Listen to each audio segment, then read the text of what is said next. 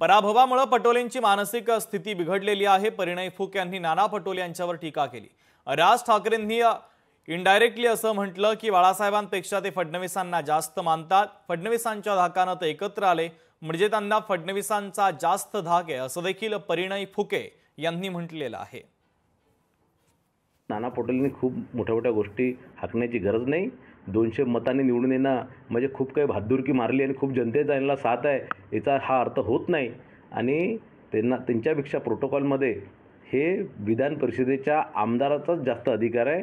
कोणत्याही शासकीय प्रोटोकॉलमध्ये विधानसभेच्या आमदारापेक्षा विधान परिषदेच्या आमदाराचा प्रोटोकॉलमध्ये जास्त म्हणजे वरचढ हे अधिकार आहे।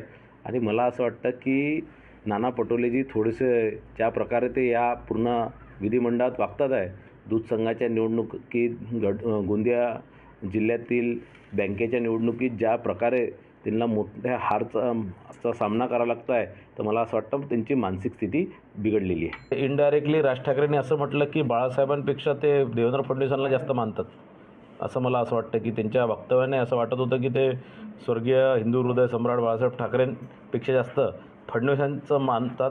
कारण बाळासाहेबांनी फार प्रयत्न केले होते हे दोघं भाऊ एकत्र येण्याचं, त्यावेळेस ते येऊ शकले नाही। ते बाळासाहेबांची इच्छा होती की त्यांच्या हयातीत हे दोघं एकत्रित आले पाहिजे। शेवटच्या क्षणी त्यांनी शेवटचे जे त्यांचे दिवस होते त्यात त्यांनी फार प्रयत्न केले होते की दोघं भाऊ एकत्र आले पाहिजे, ते येऊ शकले नाही। आणि निश्चितच ज्या हिशोबाने राज ठाकरेंनी म्हटलं की देवेंद्र फडणवीसजींच्यामुळे ते दोघं एकत्रित आले, तर मला असं वाटतं की यांना फडणवीसांचा जास्त धाक आहे। लोकशाही मराठी ऐका, पहा, जागरूक रहा।